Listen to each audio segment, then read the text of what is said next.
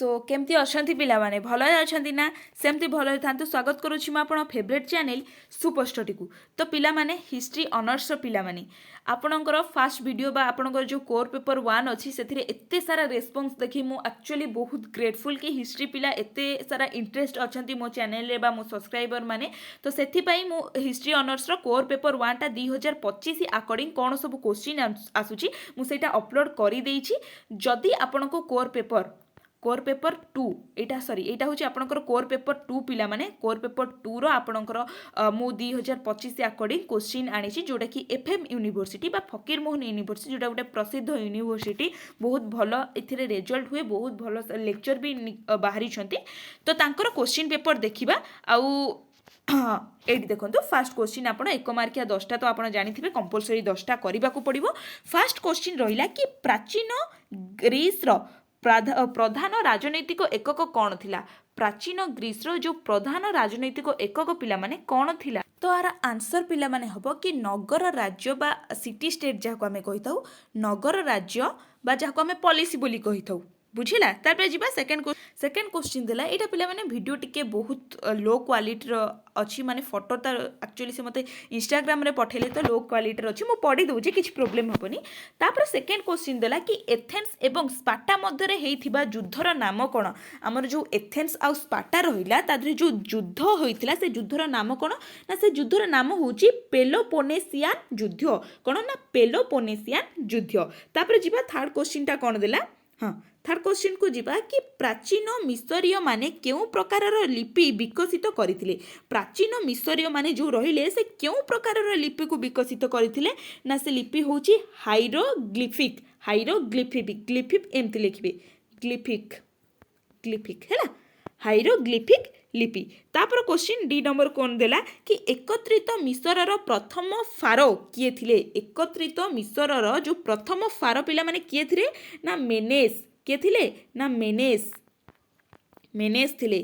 तापर क्वेश्चन टा देखिबा कि प्राचीन मिसर रे केउ देवता को परलोकर देवता भाबरे जणा जाउथिला। हम जो प्राचीन मिसर रहिला सेतरे जो केउ देवता एमिति कोनोसी देवता थांती जाको जो लोक माने परलोकर देवता भाबरे जणा थाई। केउ देवता पिला माने ना ओसाइरिस बुझिला। तापर एफ नंबर क्वेश्चन टा देखिबा इटी कौन देला कि प्राचीन मेसोपोटामियान लोक शासन रे घर एवं मंदिर निर्माण पाई प्रधानतः कौन सामग्री व्यवहार करुथिले। हम जो प्राचीन मेसोपोटामिया जो लोक माने थले से माने घर केउथरे तयारी करुथिले। आमे तो उछा घर सिमेंट बाली रे तयारी कर दउछि बट से माने कोथरे करुथिले पिना माने ना से माने माटी रो इटा बा कादुओ रो इटा जो रहउतिला सेइथिरे ही से माने घर तयारी करुथिले बुझिला। तापर देला कि प्राचीन मेसोपोटामिया लोक माने केउ प्रकारर धर्म पालन करुथिले। से माने केउ प्रकारर धर्म पालन करुथिले ना से माने बहु देववाद धर्म बहु लोक देवता को पूजा करी बहु देववाद धर्म ग्रहण करुथिले। तापर क्वेश्चन टा देला कि केउ नदी को चीन उत्पत्ति स्थलर नदी भाबरे जणा जाय। एमिति केउ नदीटा अछि जोथरे कि चीन उत्पत्ति स्थलर नदी भाबरे जणा जायथे। केउ नदी कहले ना हुआंगा हो जाको हळदिया नदी मध्य कुहा जाय। हुआंगो हो बा हळदिया नदी मध्य कुहा जाय। तापर क्वेश्चन टा देला पिला माने कि कन्फ्यूशियस वादर प्रतिष्ठाता किए। कन्फ्यूशियस जो रहिला से कन्फ्यूशियस जो वादटा रहिला तब से वादर प्रतिष्ठाता किए पिला माने ना कन्फ्यूशियस। ऑब्वियसली कन्फ्यूशियस वाद कन्फ्यूशियस वादर जो प्रतिष्ठाता से कन्फ्यूशियस ही रहिबे ना। तापर देला कि ए देखो केउ चीन राजवंश समय रे कागज उद्भावित होइथिला। केउ चीन एटा मोस्ट इंपोर्टेंट पिला माने एटा केवल ना कि इतिहास माने ए सेमिस्टर रे आसुची एटा इन फ्यूचर तमरो कॉम्पिटिटिव एग्जाम रे मध्ये एटा बहुत टाइम क्वेश्चन आसी थे कि केउ चीन राजवंशीय समय रे कागजर उद्भावित होइथिला ना से होचंदी हान वंश। केउ वंश ना एंती हान वंश बुझिला। तापर जिबा 2 मार्किया क्वेश्चन कोन अछि देखिबा।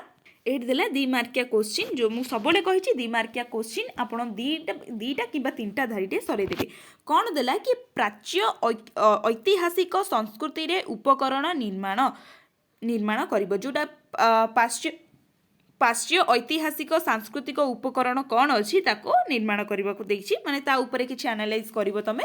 तापर देला कि नूतन ନୂତନ ପ୍ରସ୍ତର ଯୁଗରେ ଖାଦ୍ୟ ଉତ୍ପାଦନ ପାଇଁ ବ୍ୟବହୃତ ଉପକରଣ କ'ଣ କ'ଣ ସବୁ ଉପକରଣ ଥିଲା ତାକୁ ମଧ୍ୟ ଲେଖିବ।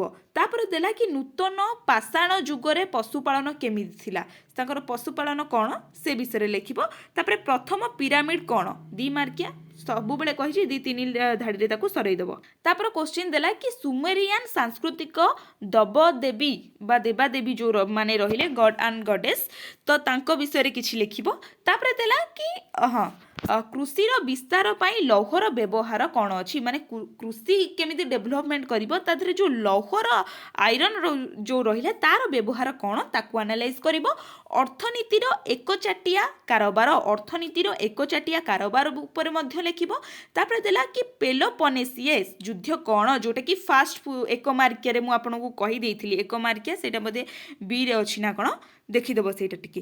ତାପରେ ଜିଉ ଦେବତା କ'ଣ ତା ଉପରେ ମଧ୍ୟ ଲେଖିବ, ଜିଉ ଦେବତା କ'ଣ।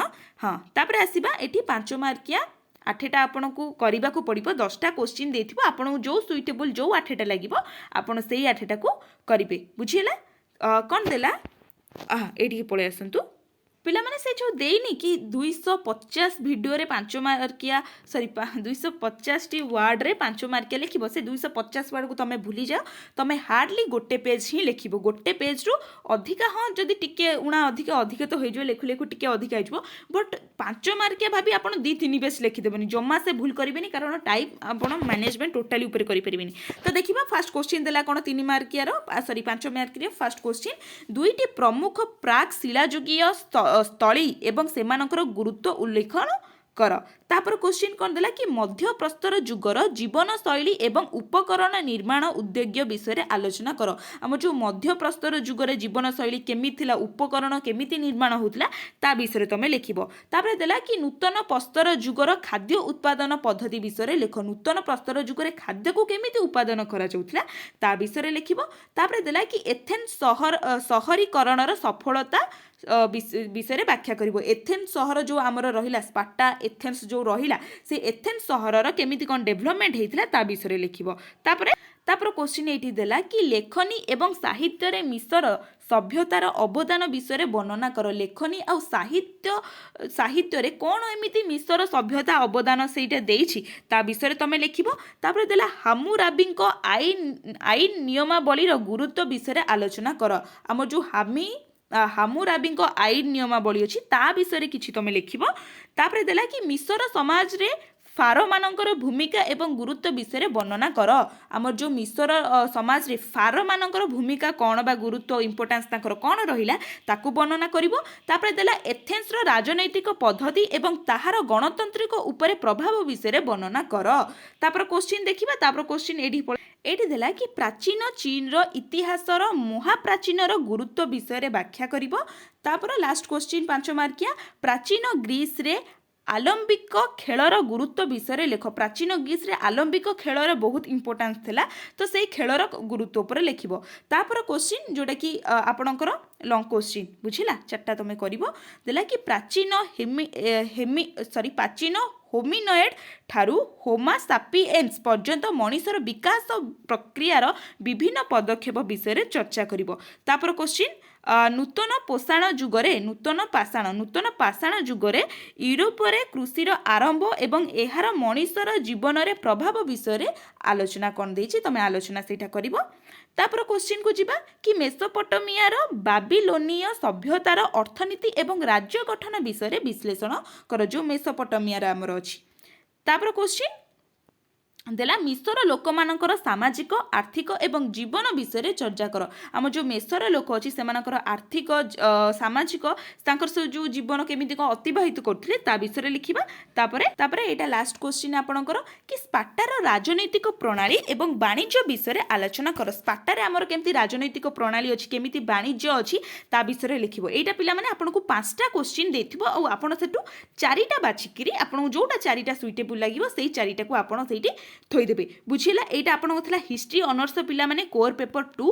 ଆଉ ଯଦି ଆପଣ ହିଷ୍ଟ୍ରି ଅନର୍ସକୁ ଏତେ ସାରା ଭଲ ପାଇବା ଦେଉଛନ୍ତି ତାହେଲେ ଆମେ ଚେଷ୍ଟା କରିବା ପିଲାମାନେ କି ସେମିଷ୍ଟର टू सेमिस्टर आपन जो सेकेंड सेमिस्टर हम आम हिस्ट्री ऑनर्स को मध्य आनिबा ठीक अच्छे आशा करुँच आ भिडियोटा आप बहुत सारा सेयार करेंगे ही कारण गोटे लेक्चरटा से पढ़ेब पिला माने जेतेबेले से मोटिवेट हम तो आप मत मोटिवेट करातु मुझे मोटिवेट हेबी ना जितेबाला मो पाठ को अधिका लोक शुणवे तो आप फ्रेंड्स मानक सेयार करूँ तो आशा करुँच भिडियोटी आपको बहुत हेल्पफुल होती जदि भी हेल्पफुल होती लाइक कमेंट सेयार निश्चिंत करदे रही नमस्कार जय जगन्नाथ।